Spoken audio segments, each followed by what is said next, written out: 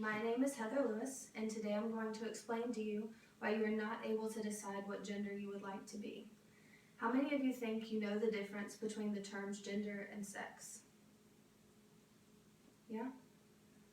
Well, today I'm going to give the definitions of both gender and sex and describe some of the ways that the external appearance of someone can be altered and explain how the mental and some of the physical aspects of males and females cannot be altered.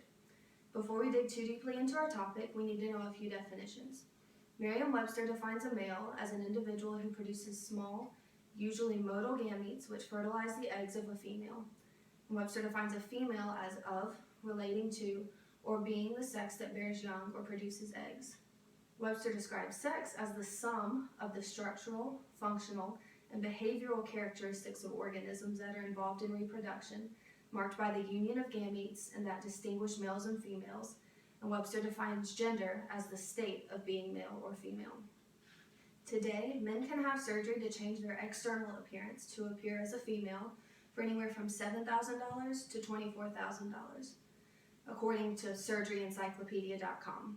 Females can also have surgery to change their external appearance to appear as a male, but that one's much more costly, sometimes at $50,000+. It is possible to be born as a male or a female and later in life decide that you want to just change to the other, but it is not possible to make a full switch from one to the other. Despite all of the surgeries and pills to change someone's gender, it's not something possible to fully achieve.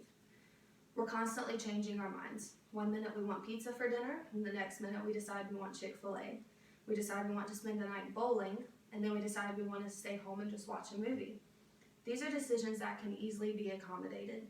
However, if you decide one day to get your tongue pierced, and the next day you decide you don't want your tongue pierced anymore, you can't just get rid of a hole in your tongue. The same concept goes for deciding that you want to be a male one day and a female the next day. Gender is not something you choose.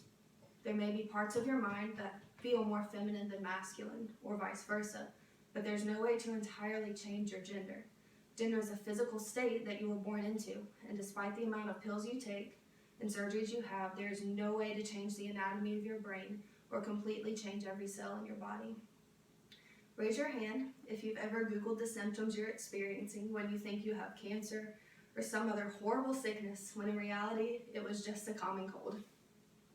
I'm raising my hand too because I'm completely guilty of doing that way too often. The website that you probably ended up on was webmd.com. This website can tell you almost anything you would ever want to know about your health. Well, after I did some research on webmd.com, I also found out that some of the aspects of males and females are physically and mentally extremely distinct, and I learned that the anatomy of our brains is actually different. The corpus callosum, which is the nerve tissue that connects the two hemispheres of your brain, is actually larger in females than in males, and that's a difference that can actually be detected just 26 weeks into a pregnancy. This is something that a sex change surgery cannot change. A study was done to show how men and women process language differently.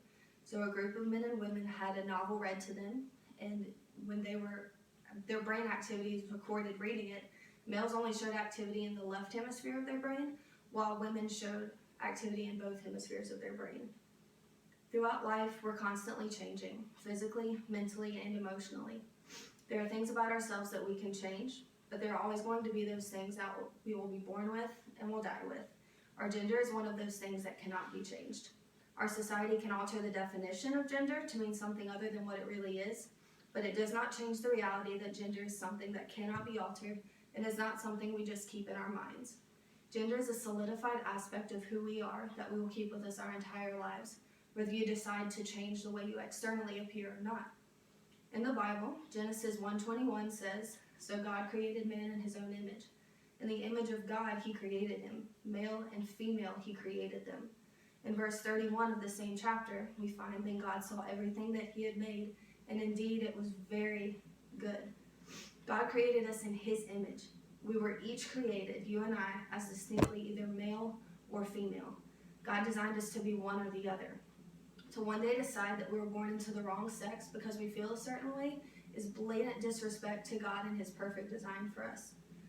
Today, we've discussed the differences between male and female and the fact that there are very distinct differences that that cannot be altered through extremely expensive procedures and pills.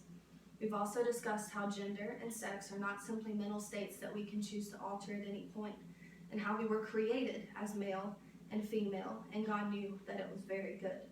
To say that we do not agree with the way God made us is disrespect to the God who created the entire universe. When you hear of someone saying they feel like a gender other than what they really are, instead of just accepting it at face value, take a step back and think about what you're really accepting. Thank you.